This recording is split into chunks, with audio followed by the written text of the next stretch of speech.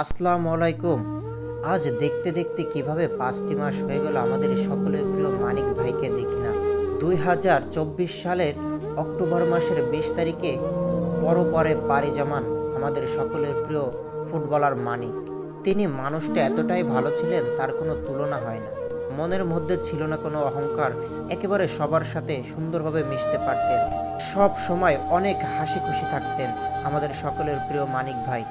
আজকে 5টি মাস হয়ে গেল তাকে আমরা দেখতে পাই না, চিরতরে চলে গেলেন পরপারে।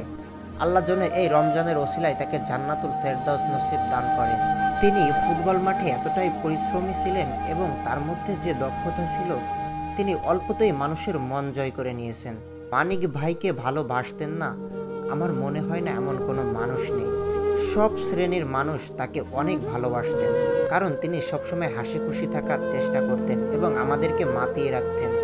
তার মধ্যে এতটাই মেধা ছিল, সে বিসিএল প্রথম বিভাগ, দ্বিতীয় বিভাগ, তৃতীয় বিভাগ খেলেছেন, চট্টগ্রাম সহ অনেক জেলার লিগ খেলেছেন। তার স্মৃতি আমরা কখনোই ভুলতে পারবো না। তিনি আমাদের বাগেরহাট জেলার মোল্লাহাট উপজেলার সর্বকালের সবথেকে জনপ্রিয় ফুটবলার।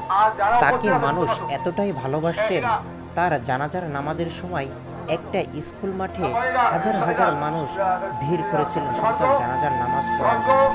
একেবারে বিনা স্বার্থে তাকে মানুষ ভালোবাসতেন। তিনি যখন খেলার মাঠ থেকে গুরুতর আহত হন, তাকে যখন হসপিটালে প্রেরণ করা হয়, এভাবে মানুষ সাহায্যের হাত বাড়িয়ে দিয়েছেন। আসলে মানুষটা ছিলেন যে নিরহংকারী, একেবারে সবাইকে ভালোবাসতেন। তার প্রমাণ তার পরিবার পেয়েছেন। আমাদের প্রিয় মানিক ভাইকে ভালোবাসতেন না এমন কোনো শ্রেণীর মানুষ নেই। দেশ এবং দেশের বাহিরে থেকে লক্ষ লক্ষ টাকা মানুষ সাহায্যের হাত বাড়িয়ে দিয়েছেন, এটা একমাত্র ভালোবাসার কারণে।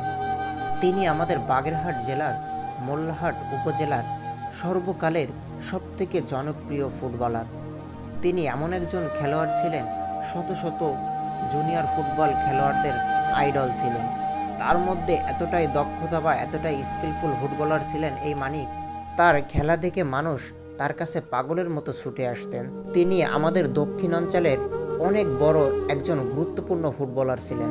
তিনি চট্টগ্রাম মহামডার্ন, ঢাকা নফেল sporting club, Gopalganj sporting club, Chittagong Kallol Sangha তথা অনেক ক্লাবে অনেক স্মৃতি রেখে গেছেন। তাকে নিয়ে আমরা সবসময় স্বপ্ন দেখতাম একদিন জাতীয় দলে খেলবেন, কিন্তু ভাগ্যের কি নির্মম পরিহাস, মহান আল্লাহ তাআলার ডাকে সাড়া দিয়ে চিরতরের জন্য চলে গেলেন পরপারে। আসলে আমাদের দুনিয়া চিরস্থায়ী নাই, সবারই একদিন এভাবে চলে যেতে হবে, শুধু রয়ে যাবে স্মৃতি। আমাদের সকলের প্রিয় মানিক ভাই, তার স্মৃতি আমাদের মাঝে সারা জীবন থাকবে। তার প্রতি ভালোবাসা অতীতেও ছিল, বর্তমানেও আছে, ভবিষ্যতেও থাকবে। সবাই আমাদের সকলের প্রিয় মরহুম মানিক ভাইয়ের জন্য দোয়া করবেন, যেন মহান আল্লাহ তাআলা তাকে জান্নাতুল ফেরদাউস নসিব দান করেন।